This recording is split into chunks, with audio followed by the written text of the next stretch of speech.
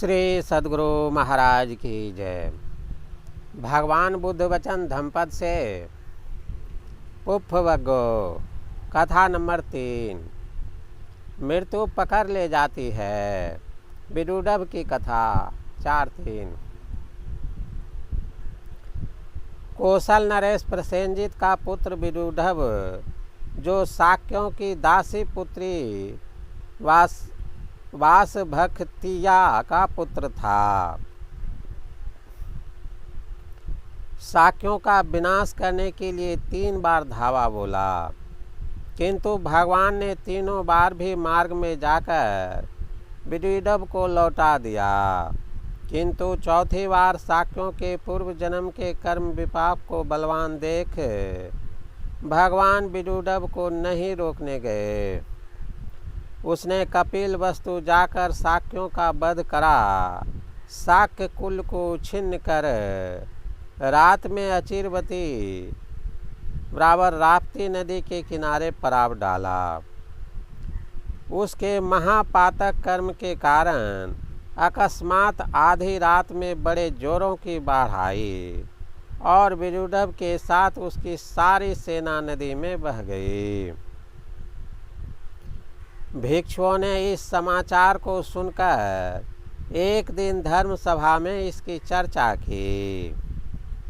भगवान ने उसे सुन, भिक्षुओं, इन प्राणियों के मनोरथ के बिना पूर्ण हुए ही मृत्यु उसी प्रकार जीवितेंद्रिय का नाश कर चारों अपाय रूपी महासमुद्रों में डुबा देती है, जिस प्रकार की सोए हुए ग्राम को बड़ी बाढ़।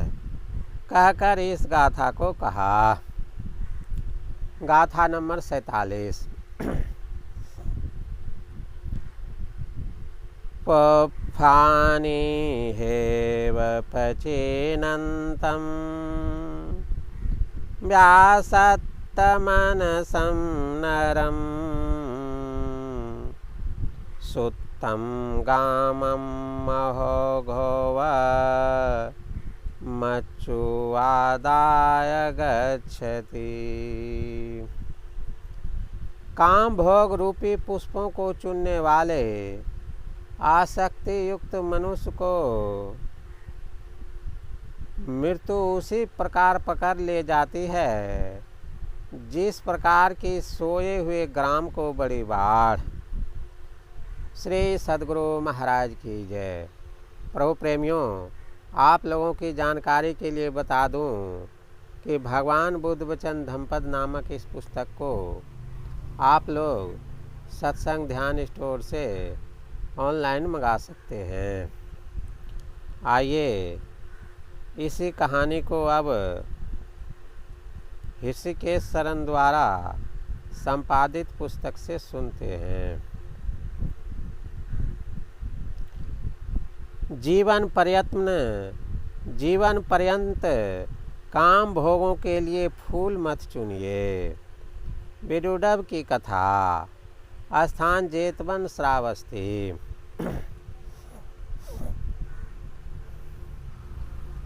कौशल राज पसे नदी तथागत से सामीप्य बढ़ाने का इच्छुक था। वह सोचता था कि ऐसा करने से उसका कल्याण होगा। अतः उसने विचार किया कि शाक्य वंश से वैवाहिक संबंध स्थापित कर लिया जाए। अपने दूतों के माध्यम से उसने शाक्य राज दरबार में अपना प्रस्ताव भेजा। शाक्यों की सभा हुई। उसमें विचार विमर्श हुआ कि राजा प्रसेनजित का कुल उनके योग्य नहीं है, अतः किसी राजकुमारी का हाथ देना अनुचित था। महानाम ने एक रास्ता निकाला, जिसे पूर्णतः गुप्त रखा गया। राजकुल के बाहर वासव क्षत्रिया की एक लड़की से उसका विवाह कर दिया गया।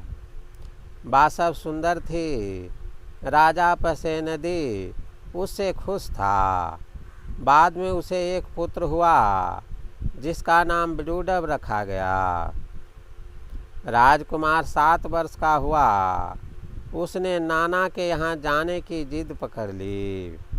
वह नाना के यहाँ गया, वहाँ उसकी अच्छी खातिरदारी की गई। कौशल वापसी के दिन सभी लोग राजमहल से निकले, पर एक सैनिक गलती से अपनी तलवार अंदर ही भूल आया।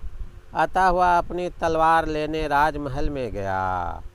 वहाँ उसने देखा कि एक नौकरानी उस स्थान को धो रही थी जहाँ राजकुमार विदुडब बैठा हुआ था, तथा बड़बड़ा रही थी, चले आते हैं दासी के लड़के जगह अपवित्र करने, जगह साफ कर लूं। सैनिक ने उसे कुरेदा और पूरी सच्चाई जानकर राजकुमार को बता दी। राजकुमार यह सुनते ही आग बबूला हो गया। उसने शाक्य वंश को नाश करने का प्रण कर लिया। राजा पसेनदी भी सारी बात सुनकर क्रुद्ध हो गया। वह शास्ता से मिला। शास्ता ने उसे ठीक से समझा दिया। तब राजा पसेनदी का गुस्सा शांत हो गया। समय के अंतराल से विदुडब कौशल देश का राजा बन गया। उसने शाक्य राज पर चढ़ाई कर दी। महानाम शाक्य और कुछ अन्य शाक्यों को छोड़कर सभी को मार डाला। जो बचे हुए तृण शाक्य तथा नल शाक्य नाम से जाने गए। शाक्य वंश का नाश कर विदुडब कौशल वापस जा रहा था। रास्ते में अचिरावती नदी पड़ती थी। नदी के किनारे वे सभी रुककर विश्राम करने लगे। अचानक नदी में भीषण बाढ़ आ गई। सभी उसमें डूबकर मर गए। इस प्रकार विदुडब का भी अंत हो गया। जब तथागत को इसकी जानकारी हुई तो उन्होंने कहा, विदुडब जैसे लोग पूरे जीवन काम भोग रूपी फूल चुनते रहते हैं, ऐसे लोगों के जीवन का अंत वैसे ही हो जाता है जैसे बाढ़ सोए हुए गांव को बहा ले जाती है। तब उन्होंने यह गाथा कही। गाथा नंबर 47। पुप्फानि हैव पचन्तं व्यासत्तमनसं नरं सुत्तं गामं महो गोव मच्छु आदाय गच्छति। काम भोग रूपी पुष्पों को चुनने वाले आसक्ति में डूबे हुए मनुष्य को मृत्यु वैसे ही बहा ले जाती है जैसे सोए हुए गांव को नदी की बढ़ी हुई बाढ़ ले जाती है। श्री सद्गुरु महाराज की जय। प्रभु प्रेमियों, आप लोग ताराराम जी द्वारा इसी कहानी को संपादित किया गया है। आइए उस संपादित कहानी को भी सुनते हैं। बग 4 गाथा नंबर 4। मृत्यु पकड़ ले जाती है। विदुडब की कथा। स्थान सावस्थी। कौशल राज प्रसेनजित भगवान बुद्ध का सामीप्य हर वक्त चाहता था। वह अपने आप को तथागत से संबंधित करके अपने को गौरवान्वित करना चाहता था। वह समय समय पर तथागत के पास जाता और प्रवचन सुनता था। धर्म नीति, राजनीति, समाज सरोकार का दिशा निर्देश प्राप्त कर वह अपने आप को धन्य समझता था। तथागत की महिमा दूर दूर तक फैल चुकी थी। राजा प्रसेनजित के लिए मन में विचार आया कि शाक्य सिंह तथागत के कुल से वह संबंध जोड़कर सदा सदा के लिए गौरवान्वित हो जाएगा। अस्तु उसने शाक्यों के राज दरबार में अपने दूतों के माध्यम से विवाह का प्रस्ताव भेजा। शाक्यों की सभा हुई और तय हुआ कि प्रसेनदी का कुल उनके कुल के समकक्ष नहीं है, अतः शाक्य कन्या उन्हें नहीं दी जा सकती है। महानाम ने युक्ति बतलाई।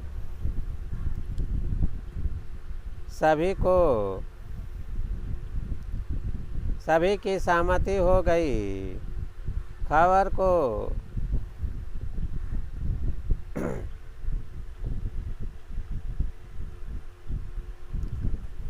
किसी को खबर नहीं पड़ी, भनक तक नहीं पड़ी। वासव क्षत्रिया से विवाह तय कर लिया गया। राजा प्रसेनदी उस पर मुग्ध हो गया। वह अनिंद सुंदरी थी। समय रहते उसके पटरान दिया। इससे एक पुत्र की प्राप्ति हुई, जिसका नाम विदुडभ रखा गया। राजकुमार था। जब वह बड़ा हुआ, ननिहाल जाने की ठानी। रानी ने मना किया। अभी वह 7 वर्ष का हो गया था। जब वह 16 वर्ष का हुआ, उसके ननिहाल जाने का सब प्रबंध सब सुख सुविधाओं के साथ किया गया। ननिहाल में शाक्यों ने उसका भरपूर स्वागत किया, आवभगत की। पर वह वापस जाने लगा। उसके अनुचर उसके साथ थे।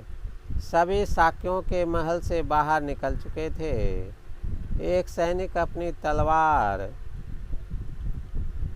राजमहल में भूल गया था। वह उसे वापस लेने गया। वहां जाकर देखता है कि एक दासी उस आसन को धो रही थी जिस पर राजकुमार विदुडभ बैठा था, और दासी बड़बड़ा रही थी। वासव क्षत्रिया दासी के पुत्र के बैठने का आसन इसलिए धो रही हूँ। सैनिक ने उसे और कुरेदा। दासी ने वही बात दोहराई। कौशल सैनिक वापस चला गया और राजकुमार विदुडभ को सारी बात बताई।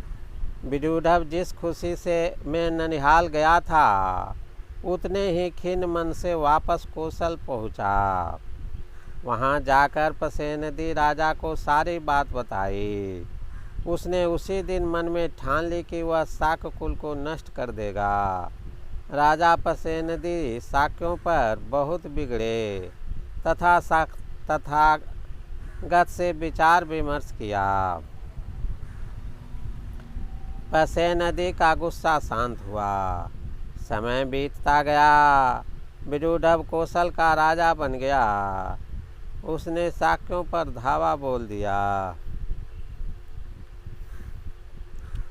महानाम शाक्य और कुछ अन्यों को छोड़कर उसने सभी का संहार कर दिया।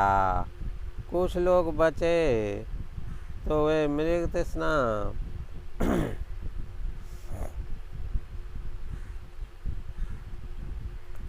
वे तृण शाक्य और नल शाक्य के नाम से जीवित रहे। वह कौशल वापस आ रहा था। रास्ते में अचिरावती नदी पड़ती थी। उस नदी के बलुए तट पर उसने विश्राम की सोची और अपने सिपाहियों सहित वहां विश्राम करने लगा। अचानक भयंकर गर्जना हुई। घनघोर घटाएं छाने लगी।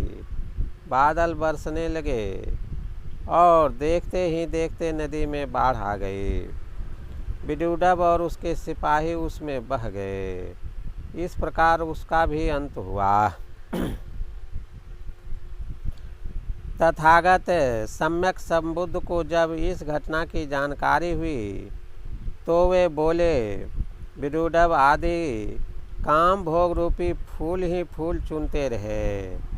ऐसे अव्यवस्थित मन वाले मनुष्य को मृत्यु उसी तरह ले जाती है जैसे सोए हुए गांव को बाढ़ बहा ले जाता है। इन प्राणियों की मनोरथ के बिना पूर्ण हुए ही मृत्यु जीवितेंद्रिय का नाश कर चारों अपाय रूपी महासमुद्र में डुबो देती है। जैसे बाढ़ गांव को भोग रूपी पुष्पों को चुनने वाले आसक्ति युक्त मनुष्य को मृत्यु उसी प्रकार बहा ले जाती है जिस प्रकार के सोए हुए ग्राम को बाढ़ ने डुबा दी। तथागत ने उस समय यह गाथा कही। गाथा नंबर 47। पुफ्फानि हैव प्रचेतन्तं व्यासत्तमनसं नरं सुत्नानि महोपोधो मच्चो आदाय गच्छति। काम भोग रूपी पुष्पों को चुनने वाले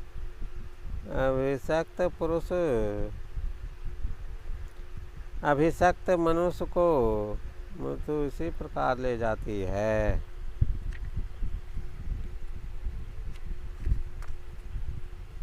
शब्दार्थ। हेव बराबर ही जोर एव, पचिनंत बराबर चुनते हुए, व्यासत्त मनसम बराबर अव्यवस्थित चित्त वाले को, सुत्तम बराबर सुप्त, गामम बराबर ग्राम को, महोघो बराबर बाढ़। श्री सद्गुरु महाराज की जय।